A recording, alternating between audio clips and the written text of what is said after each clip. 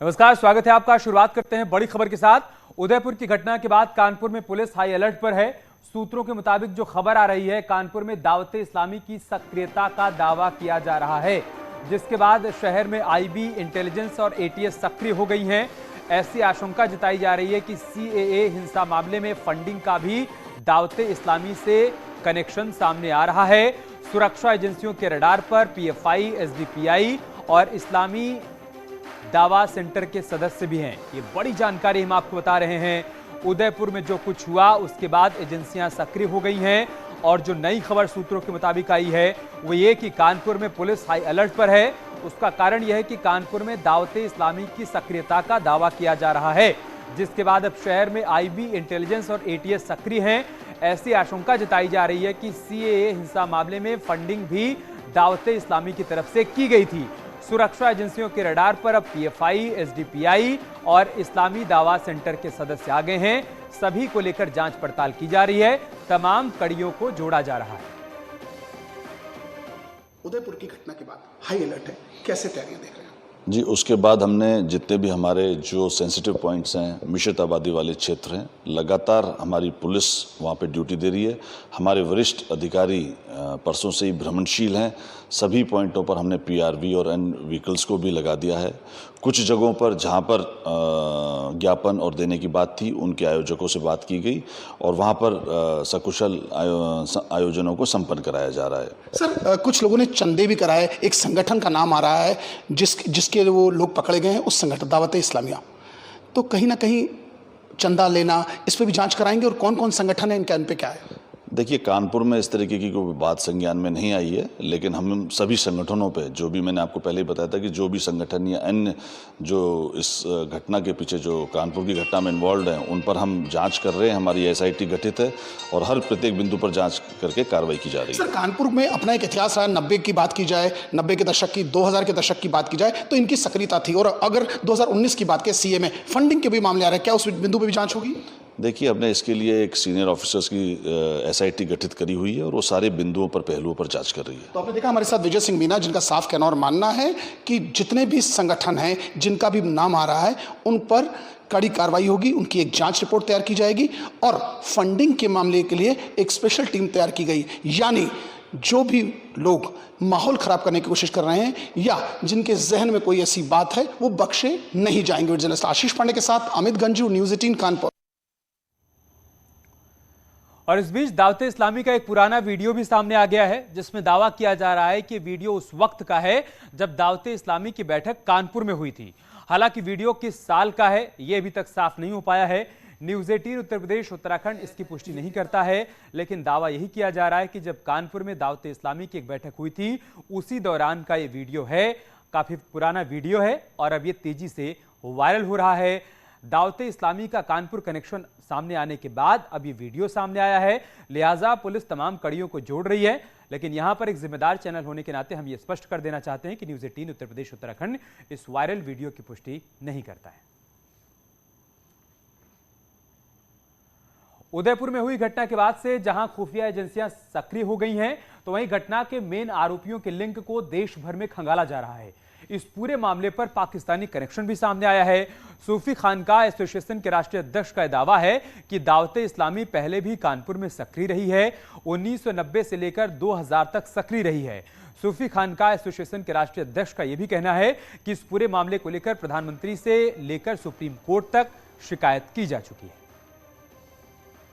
पूर्व में 1990 के बाद से सक्रिय हुए। उसके बाद में यहाँ पर इनकी नारामुंह में एक बड़ा सम्मेलन हुआ था, जिसमें मुल्ला इलियास कादरी भी शायद आया था। उसके बाद से ज़्यादा सक्रिय हुए और बाकी तो शासन प्रशासन अपना जांच करे तो उसमें खुद सामने आ जाएगा कि कहाँ कहाँ सक्रिय है और कितना सक्रिय है और इनकी क्या जो है गतिविधियाँ हैं। मैंने 2019 से इनका विरोध करना शुरू किया है और बड़ी मतलब जो ऑन रिकॉर्ड इनका विरोध किया और इनके बारे में बड़े प्रार्थना पत्र दिए, धरना दिया, प्रदर्शन दिया, इनकी गतिविधियों के बारे में बताया कि किस तरीके से फंडिंग इकट्ठा करते हैं, कलेक्शन इकट्ठा करते हैं और क्या होता है, इसके बारे में शासन प्रशासन को सूचना दी। और नोएडा से एक बड़ी खबर आ रही है। उदयपुर में हत्या करने वालों का वीडियो लाइक करने वाला गिरफ्तार कर लिया गया है। आरोपियों पर युवक ने समर्थन किया था। लाइक और कमेंट करना अब युवक को भारी पड़ गया है। आसिफ नाम के युवक को पुलिस ने गिरफ्तार किया है। मुजफ्फरनगर का रहने वाला है आसिफ। हेट वीडियो पर अपना समर्थन देना अब उसको भारी पड़ गया है। एक्सप्रेसवे थाना क्षेत्र से उसे गिरफ्तार किया गया। ये बड़ी खबर हम आपको बता रहे हैं। उदयपुर हत्या के दोनों आरोपियों ने जो वीडियो शेयर किया था उसे लाइक करने के मामले में नोएडा में कार्रवाई हुई है। यहां से आरोपी युवक को गिरफ्तार किया गया है। उसने आरोपियों का समर्थन किया था। लाइक और कमेंट करना उसको भारी पड़ गया। आसिफ उसका नाम है। बताया जा रहा है कि वो मुजफ्फरनगर का रहने वाला है। हेट वीडियो का उसने समर्थन किया था, जिसके बाद अब उसे एक्सप्रेसवे थाना क्षेत्र से गिरफ्तार कर लिया गया।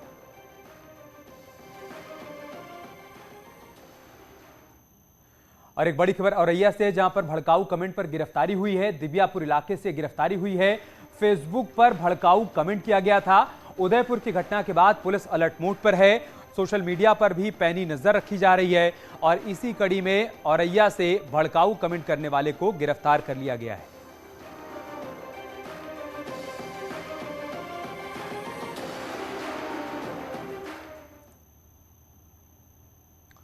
उधर आगरा में ब्लॉगर मर्डर केस में बड़ी खबर सामने आई है। रितिका ने हत्या की आशंका जताई थी। पुलिस को चिट्ठी लिखकर उसने हत्या की आशंका जताई थी।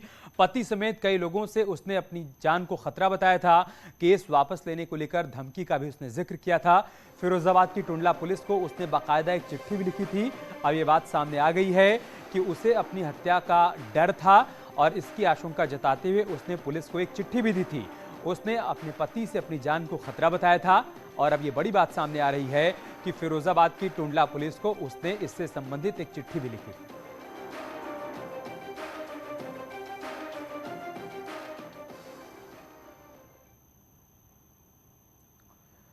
उधर रुड़की में चलती कार में मां बेटी के साथ हुए सामूहिक दुष्कर्म मामले में पुलिस ने 5 आरोपियों को गिरफ्तार किया है।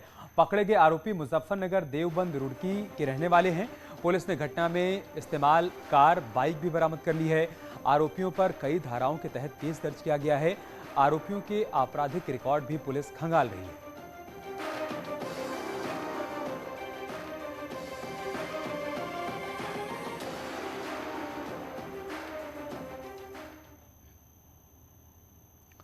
अमरोहा में नाबालिग बेटी को डरा धमकाकर रेप करने वाले पिता को अदालत ने 6 दिन के अंदर उम्र कैद की सजा सुना दी और साथ ही आरोपी पिता पर 53,000 रुपए का जुर्माना भी लगाया। अदालत में चार्जशीट फाइल होने के 6 दिन के भीतर ही सजा सुनाए जाने का प्रदेश में पहला मामला है। वारदात अमरोहा के डिडौली कोतवाली क्षेत्र के गांव की थी, जहां 14 जून की रात करीब 11 बजे डिडौली कोतवाली में पिता के खिलाफ रिपोर्ट दर्ज कराई गई थी। आरोप था कि पिता ने अपनी नाबालिग बेटी के साथ डरा धमकाकर रेप किया था। पिता अपनी बेटी के साथ 7 महीने तक रेप करता रहा। बेटी के गर्भवती होने पर इस बात की जानकारी परिवार को हुई और अल्ट्रासाउंड कराने पर 7 माह के गर्भ की पुष्टि हुई। जनपद अमरोहा के थाना डिडौली पर दिनांक 14 जून 2022 को वादी द्वारा सूचना दी गई कि उसकी छोटी नाबालिग बहन के साथ उसी के पिता के द्वारा दुष्कर्म की घटना कारित कर उसे गर्भवती कर दिया गया है। इस सूचना को गंभीरता से लेते हुए तत्काल थाना डिडौली पर गंभीर धाराओं में अभियोग पंजीकृत किया गया। पुलिस द्वारा त्वरित कार्रवाई करते हुए 24 घंटे के भीतर इस आरोपी को गिरफ्तार करके जेल भेजा गया। प्रकरण को अत्यंत गंभीरता से लेते हुए अमरोहा पुलिस द्वारा विवेचना कर फॉरेंसिक साक्ष्य संकलन की कार्रवाई कर इसमें गुणवत्तापूर्ण विवेचना संपादित की गई तथा 6 दिनों के भीतर रिकॉर्ड समय में इस आरोपी के विरुद्ध आरोप पत्र माननीय न्यायालय में प्रेषित किया गया। लखनऊ पुलिस और प्रशासन ने जेल में बंद समाजवादी पार्टी के पूर्व सांसद रिजवान जहीर की करीब 11 करोड़ की संपत्ति कुर्क कर दी है। रिजवान जहीर की मड़ियां वाली संपत्ति कुर्क की गई है। अल्लूनगर डिगुरिया गांव में करीब 1 हेक्टेयर जमीन को प्रशासन ने कुर्क किया। रिजवान जहीर का नाम यूपी के टॉप 10 अपराधियों की लिस्ट में आता है। रिजवान जहीर तुलसीपुर में समाजवादी पार्टी के नेता फिरोज पप्पू की हत्या के आरोप में जेल में बंद है।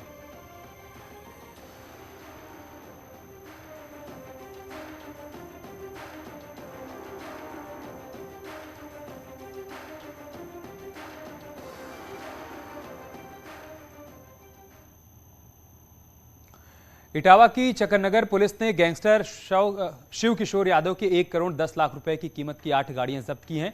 गैंगस्टर आरोपी शिव किशोर यादव की पत्नी सुनीता यादव समाजवादी पार्टी से चक्करनगर की प्रमुख हैं। पुलिस ने शिव किशोर यादव के खिलाफ ये कार्रवाई गैंगस्टर एक्ट के तहत की है। इससे पहले शिव किशोर का चक्करनगर का घर भी मुनादी के बाद कुर्क किया गया था। जब्त करने का आदेश दिया गया है। कोई भी व्यक्ति उसकी चल संपत्ति हो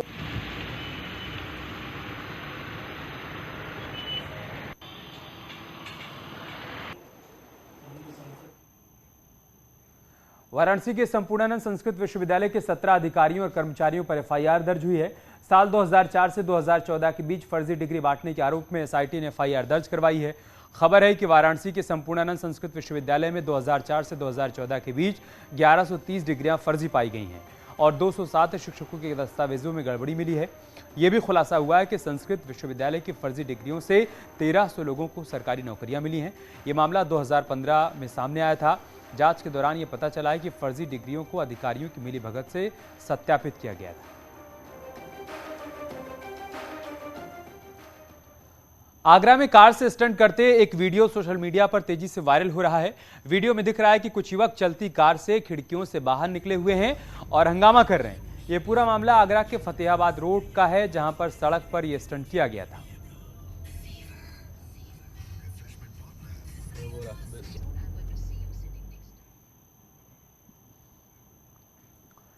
कानपुर क्राइम ब्रांच ने देश में नई तरह से ठगी करने वाले हैदराबादी गैंग का खुलासा किया है। इस गैंग ने ही कानपुर के मसाला कारोबारी के जेल जाते ही उनके खाते से 95 लाख रुपए उड़ा दिए थे। गैंग के 2 साथियों को हैदराबाद से पुलिस ने गिरफ्तार किया। जांच में सामने आया कि गैंग सिर्फ एक ऐसे बड़े उद्योगपतियों को टारगेट करता था जो जेल चले जाते थे या फिर हादसे में मौत हो जाती थी या उनका निधन हो जाया करता था।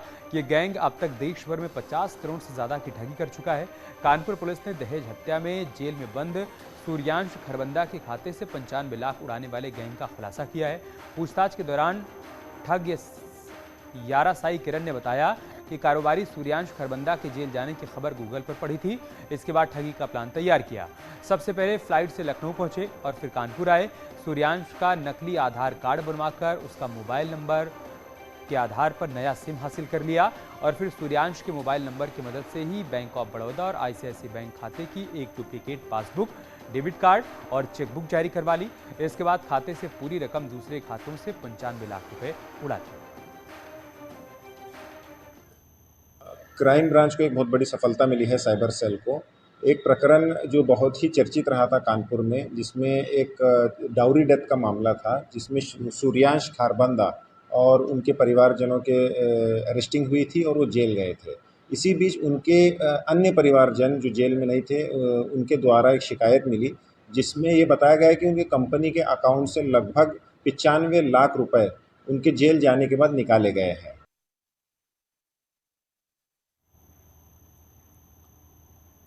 हापुड़ के सिंभावली इलाके में नेशनल हाईवे के निर्माणाधीन बाईपास पर 2 कैंटर की जोरदार भिड़ंत हो गई, जिसमें ड्राइवर समेत 2 लोगों की मौके पर दर्दनाक मौत हो गई। वहीं हादसे में कई लोग गंभीर रूप से घायल हो गए, जिन्हें सूचना पर पहुंची पुलिस ने इलाज के लिए अस्पताल में भर्ती करवाया। बताया जा रहा है कि बारिश की वजह से ये दर्दनाक हादसा हुआ।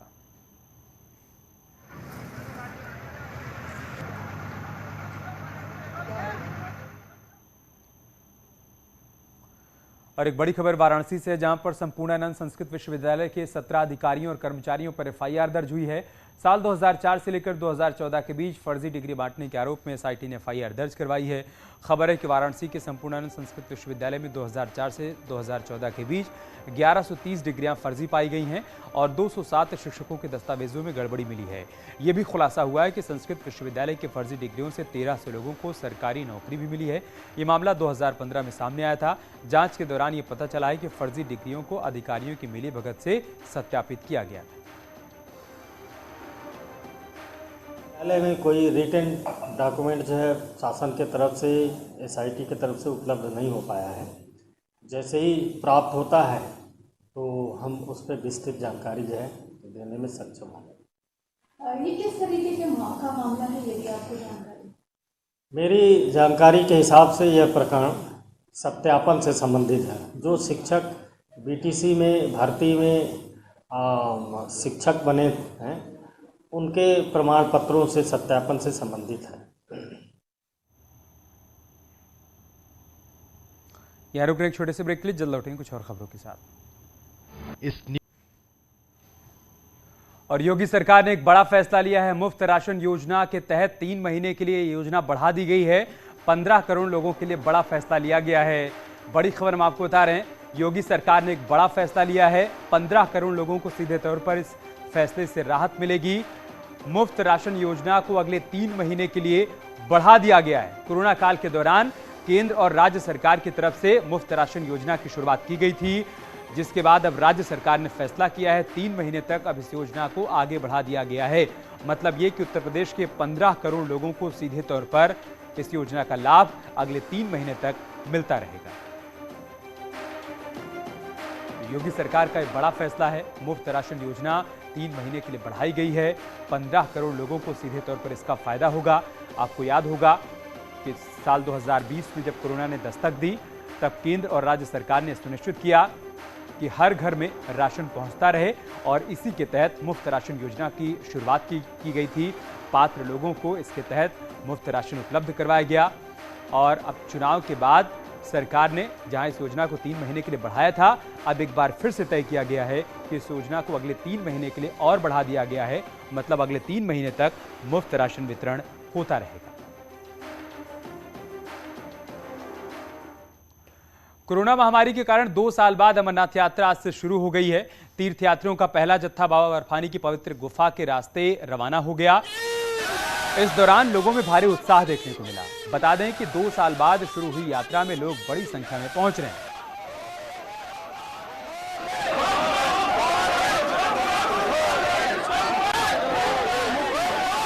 अमरनाथ यात्रा की शुरुआत हो गई है। पहले जत्थे की तस्वीरें आप देख पा रहे हैं। खासा उत्साह लोगों में देखने को मिल रहा है, जहां पर लोग बाबा बर्फानी के दर्शन के लिए पहुंच रहे हैं। आप देखिए, हिंदुस्तान के अलग अलग हिस्सों से ये लोग अमरनाथ की यात्रा पर जा रहे हैं।